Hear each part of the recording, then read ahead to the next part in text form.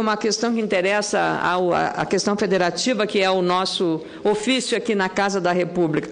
Os estados da região sul e sudeste, que juntos são responsáveis por mais de 60% das receitas correntes do imposto sobre operação relativa à circulação de mercadorias e sobre a prestação de serviço de transporte interestadual, intermunicipal e de comunicação, isso, a sigla é apenas ICMS, né, com um nome tão comprido, estão empenhados em construir uma proposta equilibrada de reforma do imposto com base no parecer do senador Delcídio Amaral, do seu partido do Mato Grosso do Sul, muito competente, muito dedicado, habilidoso político, negociando intensamente essa matéria, que é o relator do projeto de resolução número 1 de 2013.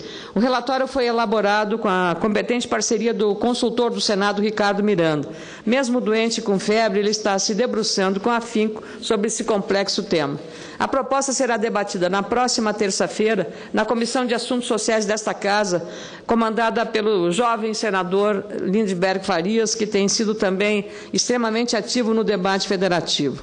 Desde ontem, as negociações sobre as novas alíquotas do ICMS se intensificaram, envolvendo as assessorias dos 3 senadores do nosso Estado, o senhor, o senador Pedro Simão e eu, e também das assessorias legislativas dos senadores do Paraná, com Álvaro Dias e Roberto Requião e Sérgio Souza, e Santa Catarina, Paulo Bauer, o senador de São Paulo, Aloysio Nunes Ferreira, e Eduardo Suplicy, além de Aécio Neves, do Rio, o próprio Lindbergh. Os técnicos das secretarias de Fazenda de São Paulo, Luiz Márcio de Souza, de Santa Catarina, João Carlos Kunzler, também participaram desses debates. É importante lembrar que esse assunto é extremamente complexo e mexe com a mais importante fonte de receita dos estados e do Distrito Federal, o maior tributo brasileiro, o ICMS. Nenhum outro tributo, mesmo federal, arrecada tanto quanto o ICMS. Só em 2011 foram 304 bilhões de reais, 4 vezes mais que o Fundo de Participação dos Municípios.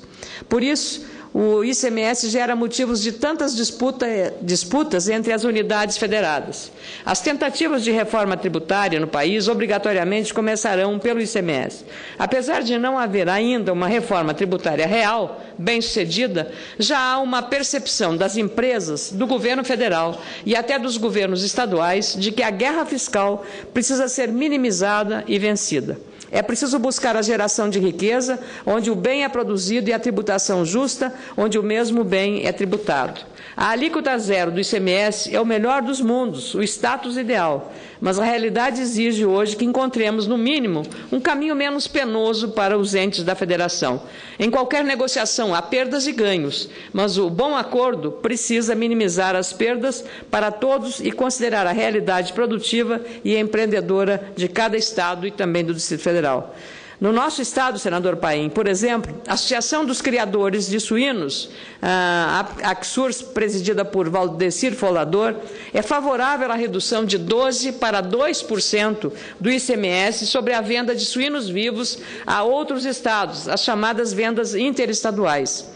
Esse importante segmento do agronegócio brasileiro tem 2 justificativas bem compreensíveis. O suíno é matéria-prima sem valor agregado e a produção de mais de 250 mil suínos ao ano no Estado é um excedente à capacidade de absorção pelos nossos frigoríficos. Por isso, eles são defensores da manutenção do ICMS baixo, para que haja, digamos, a desova desse estoque de animais vivos para evitar um prejuízo aos próprios suinocultores. Veja que é uma visão coletiva do setor da suinocultura do nosso Estado.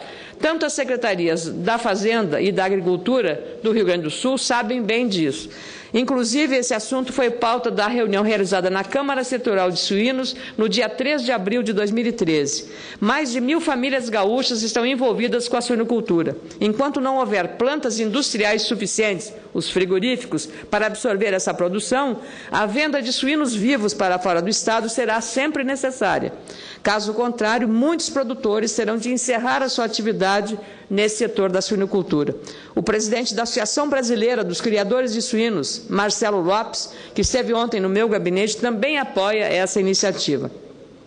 Cito outra demanda importante que chegou a mim, a da indústria elétrica e eletrônica. Aliás, sobre essa questão do ICMS, penso que Vossa Excelência poderia, eu vou também tentar ligar para o secretário Odir Tonnolier, para que possamos com ele verificar a possibilidade de, temporariamente, até a desova desse estoque de animais vivos lá, os suínos, possa manter os 2%, já houve essa concessão para esse tempo, para que essa desova aconteça e aí haja a normalização dos criadores. Eu penso que é uma demanda justa que envolve milhares de produtores e criadores de suínos do nosso estado, senador Paim. Outra demanda importante que chegou é a da indústria elétrica e eletrônica, altamente de valor agregado e detentora de elevados padrões de inovação, o que é a exigência de agora.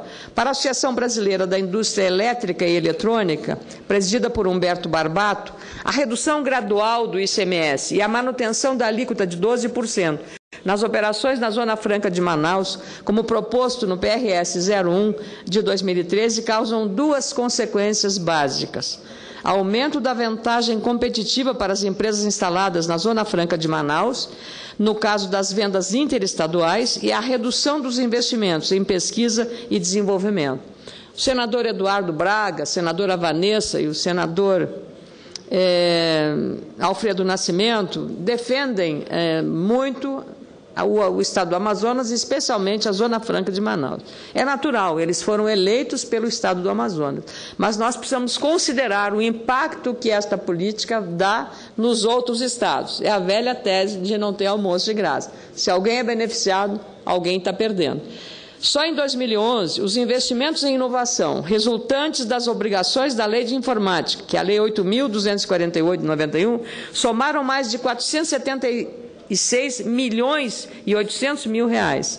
A maior parte desses recursos para projetos de inovação e tecnologia foi destinada para a região Sudeste, pouco mais de 264 milhões e 300 mil reais. A região Nordeste ficou com o segundo maior volume de recursos desse fundo, mais de 134 milhões 918 mil reais.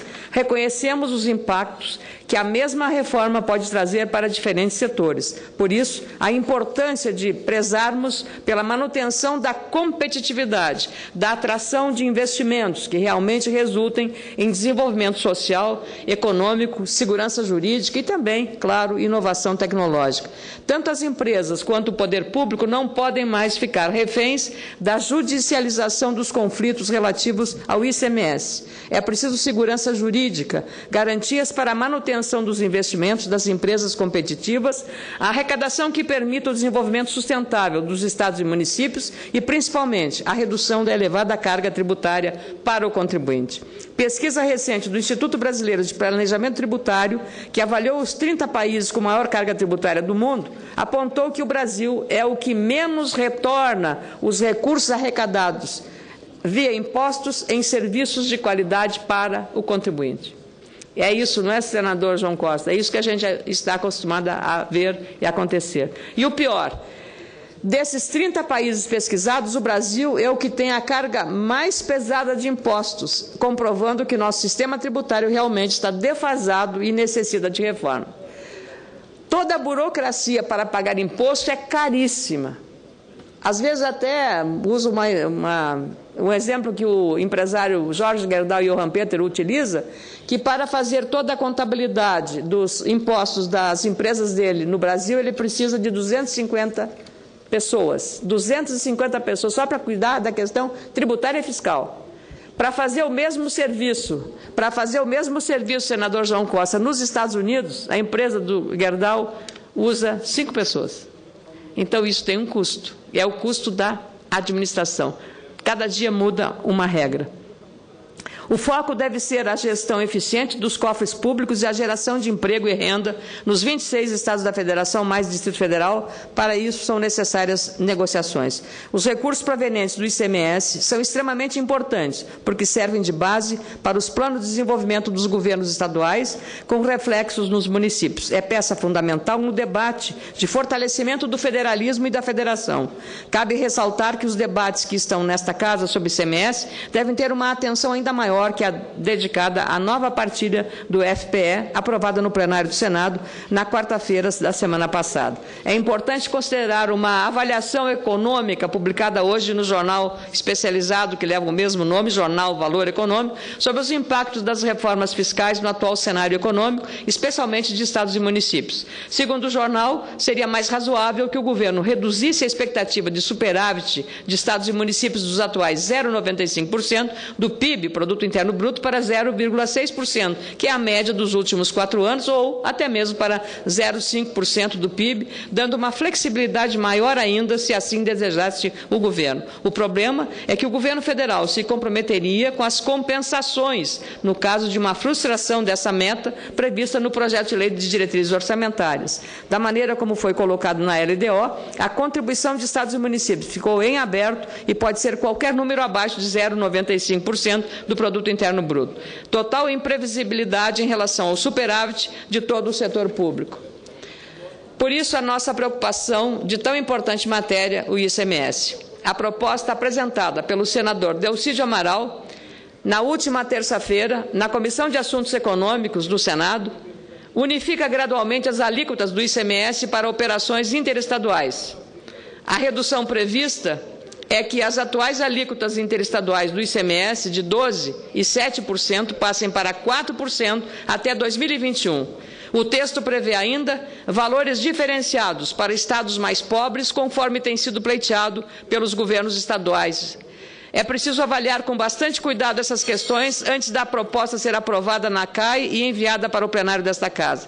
Nas conversas com técnicos de São Paulo e Santa Catarina, ficou evidente a discordância com o relatório apresentado para a reforma do ICMS. Na avaliação dos 2 estados do Sul e do Sudeste, poderão ocorrer perdas na arrecadação e a intensificação dos embates jurídicos sobre o ICMS, sobre os chamados créditos presumidos, aqueles créditos tributários que são previstos, mas não pagos.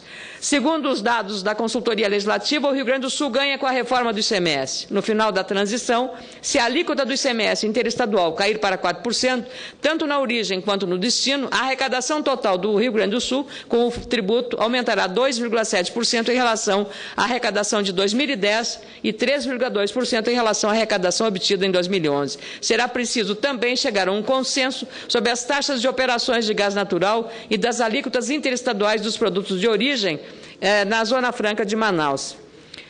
Portanto, algumas emendas poderão ser apresentadas até a próxima terça-feira ao PRS 01 de 2013. Precisamos alcançar uma reforma possível que não penalize as já combalidas contas dos estados e municípios. Como Vossa Excelência, senador Paulo Paim, senador João Coação, também senadores federalistas, senadores municipalistas preocupados com a descentralização, temos que trabalhar intensamente nessa matéria. E eu